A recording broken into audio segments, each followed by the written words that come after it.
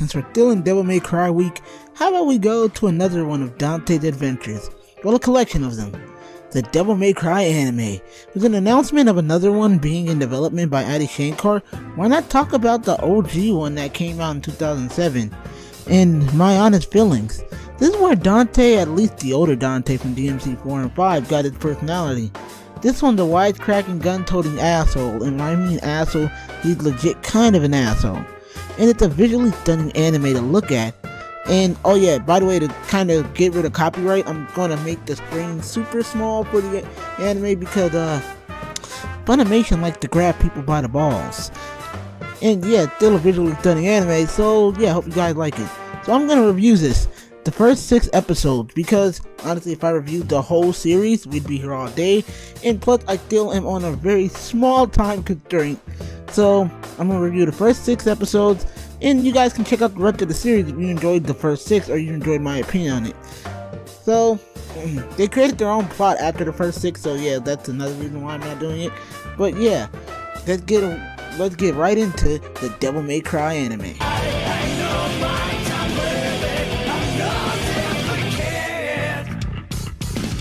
Now the story is pretty interesting. Dante, the same red-coated devil hunter he is in the games, though unlike the games, we get Dante going on numerous missions and adventures. Throughout, we don't get a consistent story, not till closer to the end, until later on, but I'm not reviewing that part, which I honestly should have reviewed. The first 6 episodes help build up the world and the monsters for newcomers who want to try out the game, but first want to see what Dante's all about. The first episode had Dante meeting and protecting Patty. Patty becomes kind of a long-running character, by the way. She's a little girl that's annoying as fucking shit. I'll get into that when I talk about characters next. But yeah, he's out here protecting her and helps kill demons that are after her family fortune. The plot is pretty bare bones for the first 3 episodes. Then we meet Trish and Lady, and then we kind of get a consistent one, but then it goes back to being bare bones. Now, the characters in the game, they act the way that they do, and it goes back to the same story formula. I'm okay with it because DMC always had a weird story structure, plus these are little fun horror stories that you see in other anime. Like in older animes, they would have these really cool horror stories, and that's what these feel like. There's generally fear by how the monsters look from watching murder. This has definitely had horror roots in it. Not the one thing I'm going to give it props on. But now, let's get into the characters. Now for characters, honestly, this is what I kind of wanted to talk about the most. Especially with Dante. He is finally given a personality besides his DMC 1 one where he was kind of a, an emotionless husk. And then in DMC 3, where he was the super cool badass. This time we see that he actually does get emotionally wrecked over Virgil's death and pretty much his whole family. We see this mainly expanded on in how the ending is done. The ending song is called I'll Be Your Home by Rin. I don't know how to pronounce her last name, but my god, dude, her vocals are amazing. But not just that, it's also the visual in the ending. Pretty much showing everything that Dante can see. Yeah, it's cool seeing everyone, but they'll all leave eventually. The little family I do have eventually, just leaves, and that's emotional, and I love it. Pretty much Trish and Lady act the same, and Morrison is still, Morrison. He's still a tightwad. But yeah, you can tell that he still heard about his family not being there. Yeah, he had Dante, Trish, Lady, and Patty, but Dante still hurt. And I know I just said Dante twice, I'm not cutting that out, that was a lot of hurt. Also still, I hate Patty in this anime. To be honest, the only really redeeming factor of the character is that she at times goes on missions and she's adorable, but being adorable and annoying just makes you an annoying adorableness. She's not that cool. That's all I really have to say on her. But the characters are all A1. To be honest, the people that are the most interesting are the people he takes the jobs from. Because from the first 6 episodes, they're all really interesting. One who wanted to help one of his friends become a musician. The other one are 2 lovebirds that want to be together. And it's all interesting seeing their stories. And I kind of wish, maybe Devil May Cry would have been a dope-ass RPG too, and you'd have to do these side quests. But generally, I love the side characters and I love the main cast. but Dante, I feel like, did the most expansion out of this. So even knowing that they're taking the anime, at least something canonically, I'm really interested to see how Dante will fully act in Devil May Cry 5, and how the anime will affect his story. So let's talk about the good of the series. Well, some goods on the series.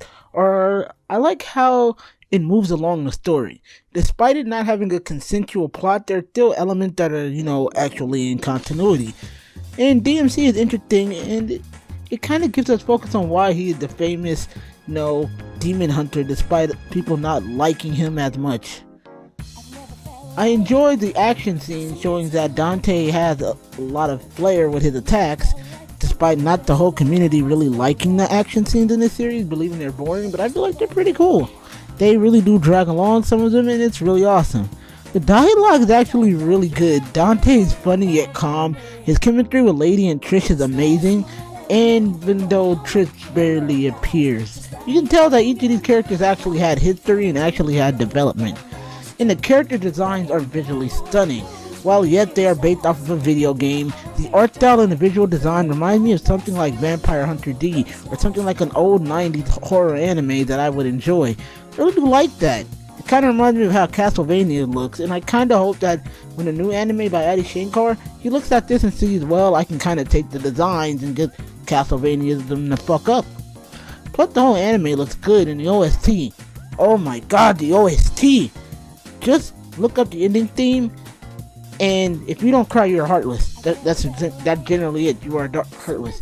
The only reason I can't play the OST is because, again, copyright is a bitch, and I'm very, very scared of putting this video up in the first place because the anime clips.